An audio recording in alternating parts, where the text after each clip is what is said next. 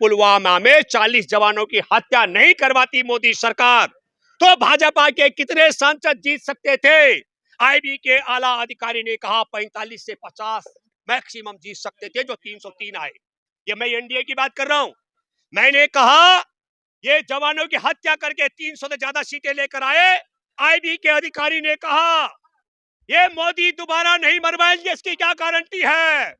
दोबारा जवानों की हत्या नहीं कराई जाएगी, इसकी क्या गारंटी है? इसलिए प्यारे देशवासियों, जीतेगा तो इंडिया, लेकिन अगर इन्होंने फिर कहीं दंगा करवा दिया, कहीं पुलवामा की तरह, गलवान घाटी की तरह जवानों को मरवा दिया, तो पंगा भी हो सकता है, पासा पलट भी सकता है। ये बात मैं इसलिए कह रहा हूं, हालांकि देशवासी मन बना चुके हैं। किस बात का? कि हमारे देश में पुलवामा के बाद गलवान करवाने पर जिस तरीके से नरेंद्र मोदी ने चीन के ऐप पर प्रतिबंध लगाया था, और उसके बाद आज की तारीख में दुनिया में सबसे ज्यादा आयात चीन से कराया जा रहा है। आज की तारीख में जिस तरीके से भारत के एयरपोर्ट, बंदरगाह, हथियार बनाने की कंपनी और रेलवे लाइनों का ठेका चीनी कंपनियों को अदानी के माध्यम से सौंपा गया है, भारत के लोगों ने दुश्मन देश के हवाले इस तरीके से करने के षड्यंत्र के खिलाफ वोट देने का मन बना लिया है। कि नरेंद्र मोदी ने दिल्ली में संसद भवन के अंदर छाती ठोक करके कहा था एक अकेला सब पर भारी, तो फिर काहे 38 को जुगाड़ करने की तैयारी? मैं आपके माध्यम से कहना चाहता हूं, हमारे देश के अंदर अमित शाह मंच से बोलता है 21 लाख करोड़ का घोटाला, और नरेंद्र मोदी कहता है 20 लाख करोड़ का घोटाला। तो पहले ये दोनों ही रंगा बिल्ला तय करके बताएं कि भैया ये 1 लाख करोड़ का घोटाला कम ज्यादा काहे को हो रहा है, इसको समझाना चाहिए। दूसरी महत्वपूर्ण बात मैं कहना चाहता हूं कि हे नरेंद्र मोदी अमेरिका से वापसी आने के बाद बोले थे 70,000 करोड़ का घोटालेबाज है एनसीपी, और जो घोटाले में शामिल है उनको सरकार में शामिल कर दिया गया है। मैं आपके माध्यम से बहुत साफ गोई के साथ कहना चाहता हूं, कोरोना काल के बीच की बात है, मैं विठल कॉन्स्टिट्यूशन क्लब के बाहर चाय के स्टॉल पर था। आईबी के एक आला अधिकारी से मेरे पास मिलने आए, क्योंकि मास्क का जमाना था।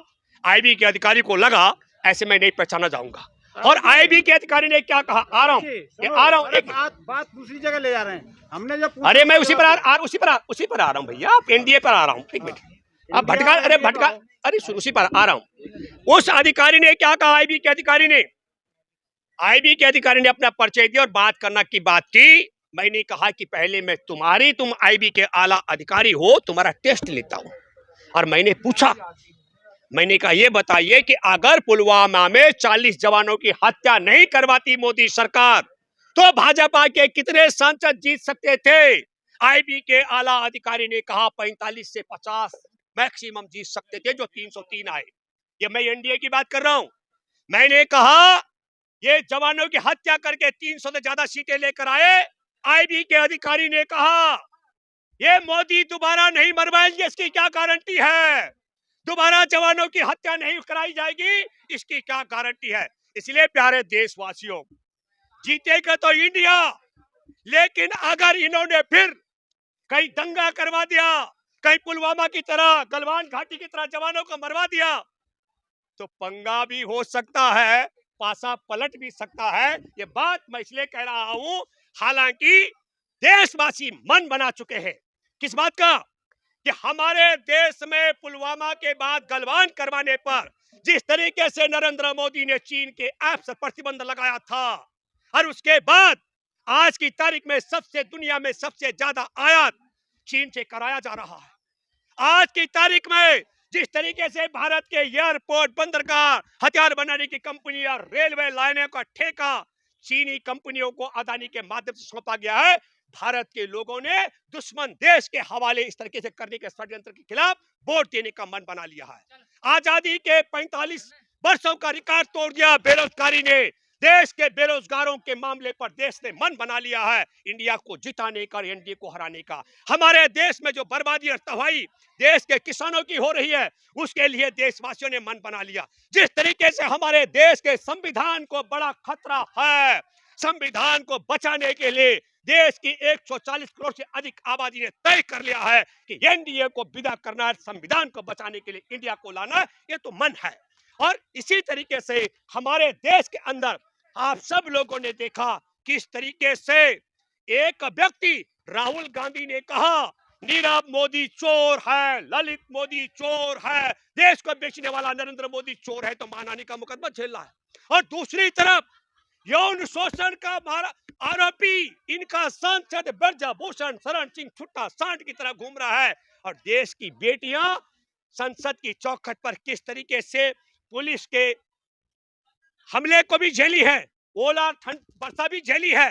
तो देश की बेटियां भी मन बना चुकी है कि एनडीए को भगाना है और इंडिया को लाना। देश के बेटे भी कह रहे हैं, बेरोजगार भी कह रहे हैं, देश के मझोले छोटे कंपनियों के लोग और छोटे व्यापारी भी मन बना चुके हैं, इंडिया को लाना है, एनडीए को भगाना है। अब देखना रोचक होगा।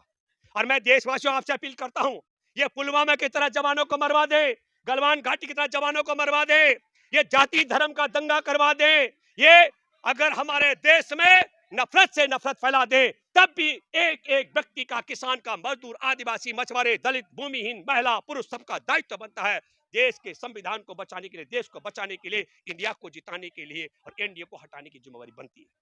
प्रधानमंत्री का वैकेंसी खाली नहीं है 2024 में। कौन वैकेंसी की बात कर रहे हैं आप? देखिए मैं आपको बताता हूं, आपका जो सवाल है, भारतीय जनता पार्टी कह रही है। मैं आपका सवाल, हमारे देश के अंदर जिस तरीके से नरेंद्र मोदी बेटी पढ़ाओ और बेटी बचाओ को बेटी पढ़ाओ पढ़ते हैं, जिस तरीके से नरेंद्र मोदी इन्वेस्ट को इन्वेस्टिगेशन पढ़ते हैं, मेरे मन में देशवासियों बड़ा सवाल है, यह जमूरा है किसका? और यह जमूरा बात तो मन की करता है, लिखा हुआ किसी का पढ़ता है, तो वह जमूरे के पीछे लिख कर देने वाला कौन है? क्योंकि आज तक लिख कर देने वाले ने कभी सवाल नहीं उठाया कि ये बेटी को पढ़ाने की बात पढ़ाने की क्यों कर देता है और बेटी पर इन्वेस्ट करने की बात इन्वेस्टिगेशन की क्यों कर देता है। इसलिए जो प्रधानमंत्री की वैकेंसी नहीं है वो उन लोगों का अपना जुमला है, क्योंकि उनके पास कंपनियों का पोषित नरेंद्र मोदी से बेहतर कोई चेहरा हो नहीं सकता है। और मैं फिर आपके माध्यम से कहना चाह रहा हूं, आजकल तो मैंने कभी शिक्षा के स्तर पर सवाल नहीं उठाया, पर नरेंद्र मोदी जब यहाँ से अमेरिका गए तो व्हाइट हाउस के बाहर भी पता लगा भिखारी ने भीख मांगी होगी। अभी वो यहाँ से फ्रांस गए तो वहां भी अपना रिश्ता निकाल दिया। लेकिन बड़ी रोचक बात है, दिल्ली विश्वविद्यालय से बीए करने वाले नरेंद्र मोदी ने दिल्ली विश्वविद्यालय का संबोधन किया और वहां पुराना रिश्ता नहीं बताया। ये बड़ी सोच का विषय है, सोचना भी पड़ेगा।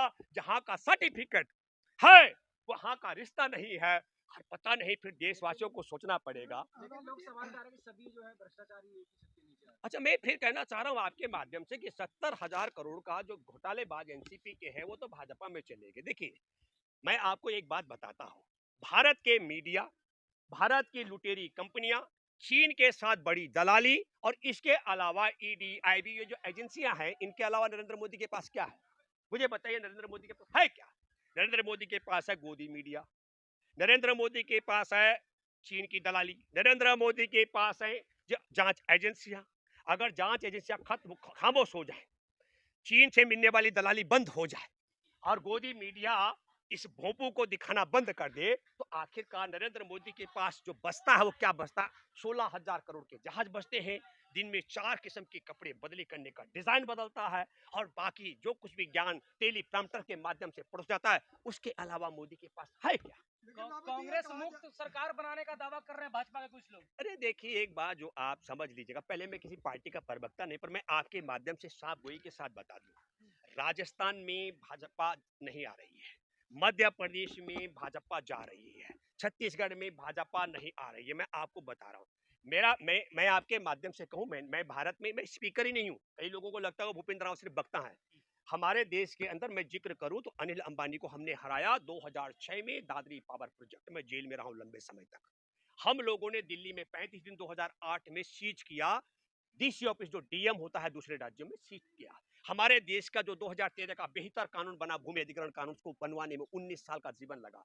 दिल्ली में जो कॉलोनी जिनको अनऑथराइज कहा जाता है, उन्हें बचाने के लिए सड़क से लेकर कोर्ट तक को भी हमने बैकफुट पर किया। मैं ये कहना चाहता हूं आपके माध्यम से, हमने देश भर की यात्राएं की हैं।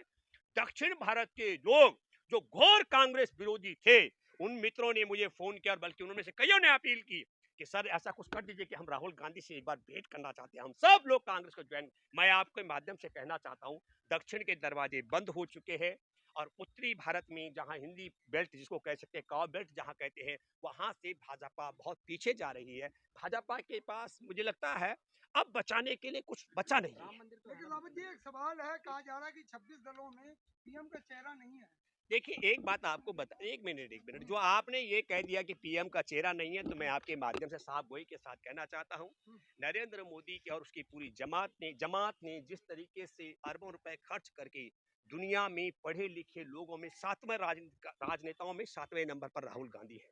पढ़े लिखे में कार्यकुशलता की बात आप लोगों को आज समझ आ रहा होगा, लेकिन राहुल गांधी एक उनमें से है, उन राजनेताओं में से जो कोरोना काल में मजदूरों के साथ पैदल भी चलते रहे गुमनाम की तरह। ये बात भी मैं आपको बताना चाहता हूँ, कोई अचानक में कन्याकुमारी से कश्मीर तक की राहुल ने पैदल यात्रा नहीं की है।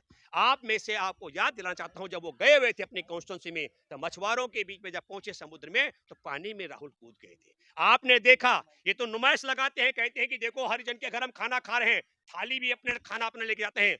राहुल गांधी शिमला जा रहे थे, सोनीपत में जिस किसान के यहाँ खेत में गए रुपाई की, वह जाति से दलित है। मैं ये शब्द बोलना नहीं चाहता था, लेकिन बता रहा हूं, जिस किसान के खेत में जुताई की वह हरिजन परिवार है, और जिन मजदूरों के साथ खाना खाया रुपाई करने के लिए, वो सब हरिजन है। राहुल गांधी की बॉडी लैंग्वेज से कहीं लगता हो आपका कि वह जाति का नुमाइश कर रहे हैं? बिल्कुल नहीं। मैं ये मानता हूं, और मैं तो एक वीडियो देख रहा हूं एक जैन संत का, उन्होंने कहा कि जिसके प्रति मेरी पॉजिटिविटी थी, नेगेटिविटी आ गई। राहुल गांधी यात्रा के दौरान एक बुजुर्ग उठ के उल्टी करता है, जूतों के ऊपर कपड़े के ऊपर छींटे पड़ते हैं, राहुल गांधी उससे घृणा नहीं करते हैं। मैं एक बात फिर कहना चाहता हूं, मतलब आप लोग अनियंत्रण ना लें क्योंकि कई लोगों ने नहीं देखा, पर मैं ये मानता हूं कि अगर आज इस आधुनिक युग में जब ऐसी स्थिति में अगर गांधी होते तो जरूर पर राहुल गांधी होता। मुझे नहीं पता कि देश के लोगों की नियत और नीति क्या होगी। जो चेहरे की बात आपने कही, अगर मुझसे अगर कोई कहेगा तो मैं कहूंगा कि राहुल गांधी के दूर दूर तक भी नरेंद्र मोदी किसी भी कीमत पर सोच में, हाँ, झूठ बोलने में जो माहिर है नरेंद्र मोदी, मशीनों को फेल कर चुका है, राहुल गांधी उसके आगे झूठ नहीं बोल सकता है उतना कि वो एक शब्द भी झूठ नहीं बोलेगा। तो झूठ बोलने में नंबर 1 राहुल गांधी के आगे अगर कोई मुकाबला है तो वह नंबर 1 पर नरेंद्र मोदी है, और सत्य बोलने में और व्यावहारिक तौर पर व्यावहारिक व्यक्ति रहने पर राहुल गांधी। तो व्यावहारिक और सत्य व्यक्ति का मुकाबला झूठ बोलने वाले से कैसे हो सकता है? और ये झूठ बोलने वालों की जमात है। मैं आपके माध्यम से एक बात कहना चाहता हूं, मैं एक बहुत बड़ी तैयारी कर रहा हूं। मैं भारत में नरेंद्र मोदी पर मुकदमा, देशद्रोह का मुकदमा दर्ज कराने की ओर आगे बढ़ रहा हूं। आप सब लोगों से अपील करता हूं, दुआ कीजिए ईश्वर से, रब से, खुदा गौर से कि मैं देश के गद्दार के खिलाफ देशद्रोह का मुकदमा दर्ज कराने में कामयाब हूं, और जब वो हो जाएगा फिर मैं बड़ी पोल खोल करने वाला हूं। धन्यवाद।